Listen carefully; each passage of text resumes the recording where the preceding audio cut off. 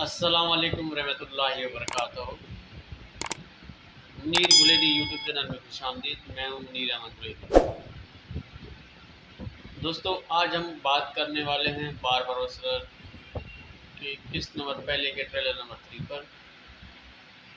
تو دوستو، trailer number 3 آیا ہے، اس کے بارے میں ہم ڈسکس کریں گے۔